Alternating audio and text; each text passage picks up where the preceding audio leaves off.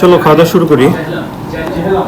আজকে তো বাসায় রান্না বান্না কিছু হয় নাই, এই যে বাইরে থেকে নিয়ে আসলাম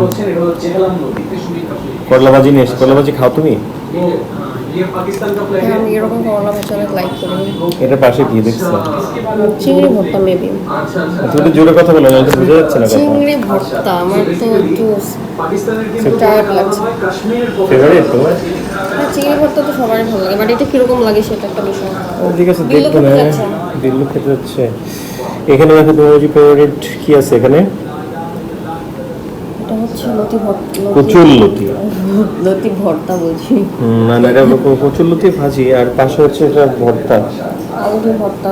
আলুর ডিম আলু ভর্তা, আর এটা হচ্ছে ডাল চাল আর টমেটো দিয়ে। ছোলা গরম গরম ভাত। ভাতটা আমি রান্না করলাম আজকে। অনেক কষ্ট করে খাওয়াচ্ছে। এখন বিষয়টা হলো যে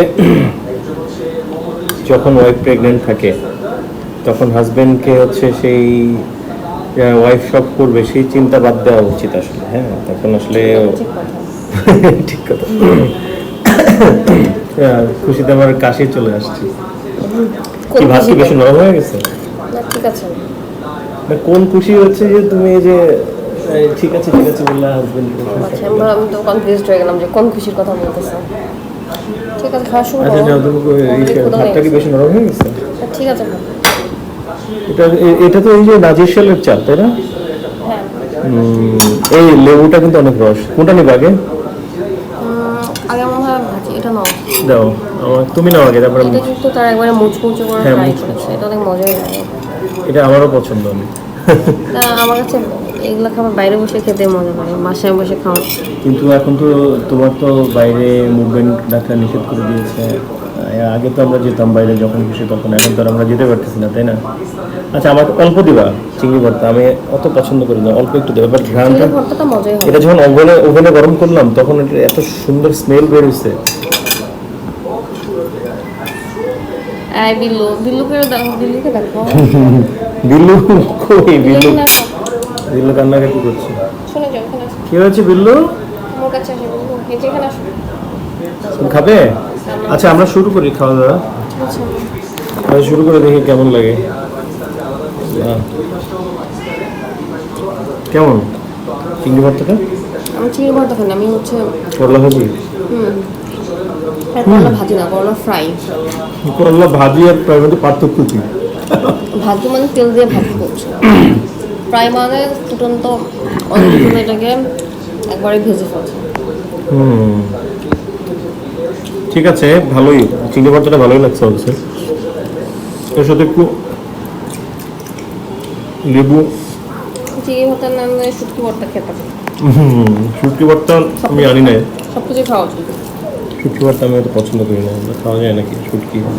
আর বরিশালের ওরা শুটকি খায় নাকি? তাই নাকি বলুন? বলে তুমি কি শুটকি খেতে চাও? কেমন বিল্লু করি? বললো তুমি কি শুটকি খেতে চাও বাবা? খেতে চাও? বিল্লু বলছে আমি শুটকি খাই না। বিল্লু খাওয়ার জন্য ওয়েট করছি। বিল্লুকে কখন দিবার থেকে।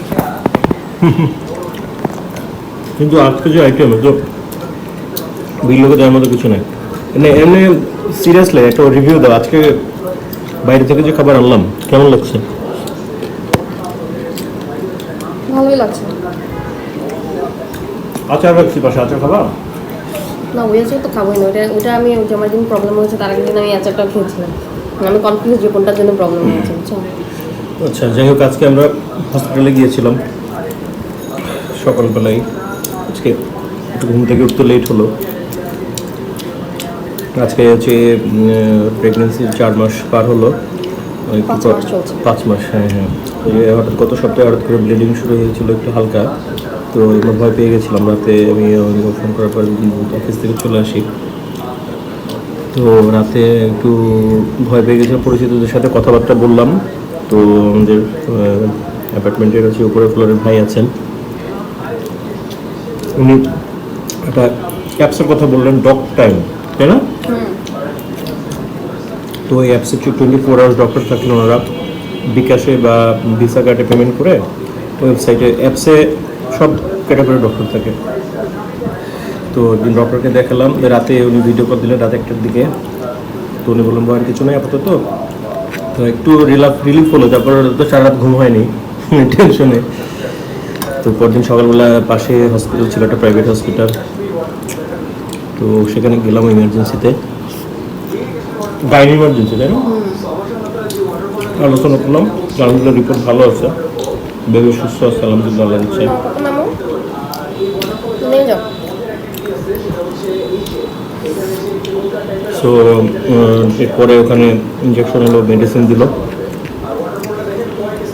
তো তোমার তখন কেমন লাগছিল, মানে হসপিটালে যাওয়ার পর ডাক্তার যখন বললো যে টেনশন নেই, বেবি ভালো আছে? আমাকে তো বেবির হার্টবিট শুনিয়েছে। হুম। তো আমার কাছে মনে হয় না যে এটা হচ্ছে অনেক কোনো সুন্দর সাউন্ড পৃথিবীতে আছে। আমার কাছে ভালোই লাগছে অনেক। আচ্ছা আচ্ছা। তো এর 2 দিন পরে আবার ফলো আপে যেতে বললো। তো ম্যাডামও হচ্ছে ইঞ্জেকশনটা 1 মাস কন্টিনিউ করতে হলো, তো সপ্তাহে একটা করে আর কি। তো আজকে ইঞ্জেকশনটা দিয়ে আসলাম। এবং ওখানে গাইনি ইমার্জেন্সিতে যাওয়ার পরে প্রেসক্রিপশন দেখে ডক্টর ইঞ্জেকশন দিয়ে দিয়েছে, এবং ওই জন্য একটা ইঞ্জেকশনের চার্জ রেখেছে, একটা 50 টাকা একটা চার্জ রেখেছে যদি ইঞ্জেকশনের জন্য। তো এটা ভালোই সিস্টেম, সব কিছু মিলে আর কি, টেনশন থাকে আর কি। আমরা তো শুধু একটা ভর্তা দিয়ে খাচ্ছি। মতি মতো নেই। তুমি না, আমি করে নিচ্ছি। আরে নিয়ে নাও পাশে। প্লিজ। এতদিন পরে এরা হচ্ছে বাংলাদেশি ব্লগার, কাশ্মীর দিয়েছে। ভারতের কাশ্মীর না, এটা পাকিস্তানের কাশ্মীর।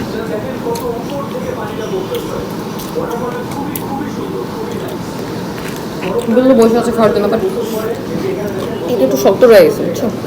কুচলতি হ্যাঁ মানে ভাবে বেশিও হয় সিদ্ধ হয় না, হয়েছে, বাট একটু করে বেটার তুমি সফট টাইপ যেটা আছে ওইটা না।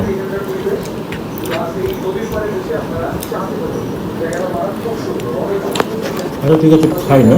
ঠিক আছে।